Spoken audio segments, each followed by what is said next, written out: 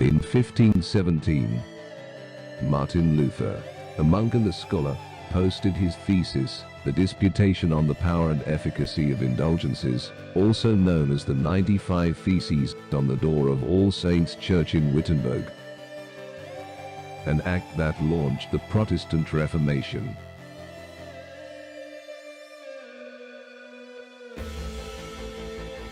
In the same manner, the Berean, a Sunday school teacher who has never stepped foot in a Bible college or seminary, has posted his thesis on YouTube with the hope of persuading the president of one of the largest theological seminaries in the world, Dr. Albert Mohler, as well as preachers all over the world, to abandon what he believes is the most dangerous church tradition, that of omitting key elements of the gospel of Jesus Christ while witnessing to someone.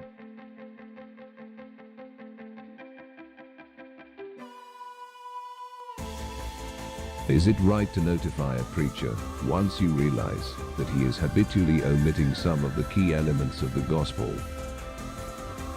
While some may consider it rude, the Berean will explain using biblical examples why it is important to take such bold steps in order to protect the sanctity of the gospel.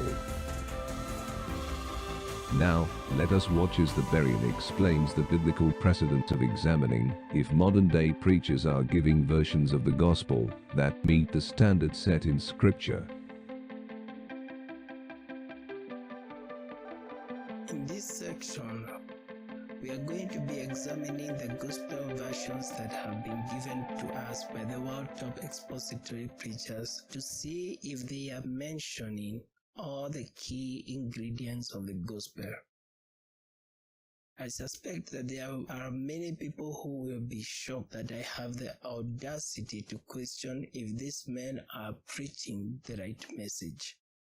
So I want to demonstrate to all of you who are watching this video that we as Christians have a duty to verify if what preachers are saying is true, regardless of the position they hold in the Christian community. The more influence a preacher has in the Christian community, the more he should expect his words to be scrutinized by well-meaning Christians. It is important to scrutinize the messages that these preachers have given in order to 1. Guard against deceptive doctrines. 2. Protect the sanctity of the gospel. And 3. Ensure that the core ingredients of the gospel are transferred to the recipient of the gospel as well as to the next generation while intact. Now, I would like to demonstrate from Scripture the biblical basis for scrutinizing the gospel that has been given by these preachers. The first text that I want us to examine is found in Acts chapter 17.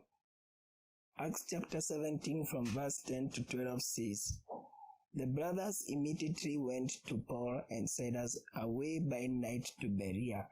And when they arrived, they went into the Jewish synagogue. Now these Jews were more noble than those in Thessalonica. They received the word with all eagerness, examining the scriptures daily to see if these things were so. Many of them therefore believed, with not a few Greek women of high standing as well as men." Remember, the second ingredient of the gospel, according to the apostolic format, is a reference to Old Testament scriptures. Unlike the Thessalonians, not only did the Bereans receive the gospel with eagerness, they verified in order to see if what they were being told was true. So if you are a false teacher, you would not have made it in Berea. What if Paul and Silas had omitted to mention the second ingredient of the gospel? They would not have been well received in Berea. There are people who will only believe in Jesus Christ after you have demonstrated to them that he is the prophesied Messiah. So if the person who has received your redacted gospel meets such person, they will not be able to defend the Christian faith. The second text is found in Luke chapter 1 verse 1 to 4. Many have undertaken to draw up an account of the things that have been fulfilled among us, just as they were handed down to us by those who from the first were eyewitnesses and servants of the word. With this in mind, since I myself have carefully investigated everything from the beginning, I too decided to write an orderly account for you, most excellent Theophilus, so that you may know the certainty of the things you have been taught. Verse 1 tells us that Luke was not an eyewitness, but rather a recipient of the gospel, who had investigated to see if what he had been told was true. And now he was writing an account to a friend, Theophilus, so that he could strengthen his faith. Suffice it to say that had Luke not taken the initiative to verify whether what we have been told is true, he would not have written that account to Theophilus. And today we will not have the Gospel of Luke. The third text is found in Galatians chapter 2 verse 1 to 10, which you can read on your own. In that passage, Paul lays down the gospel he was preaching to the Gentiles in order to make sure that that message aligned with what the apostles were preaching. Galatians chapter 2 verse 6 says, "As for those who were held in high esteem, whatever they were makes no difference to me.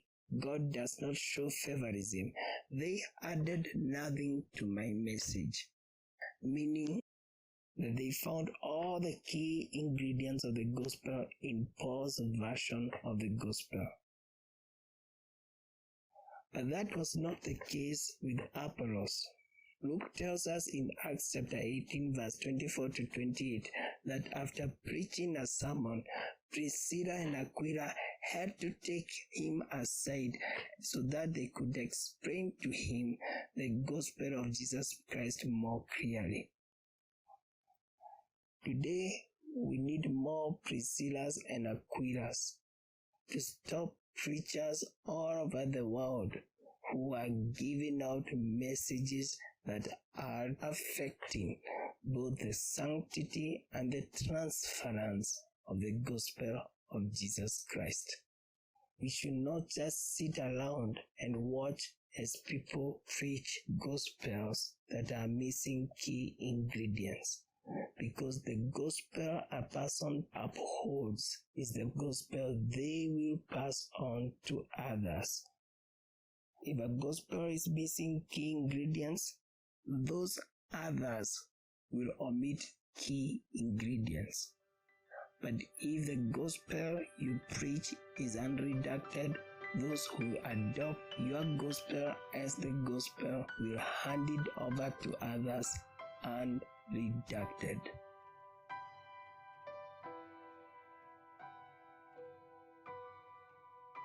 Thank you again, Berean, and everyone who has watched this video. Please like this video and subscribe to our channel. Also make sure you invite your Christian friends to watch Mending Our Fishing Nets, so that they may also learn how to use the apostolic format to gauge if a person is preaching the unredacted gospel.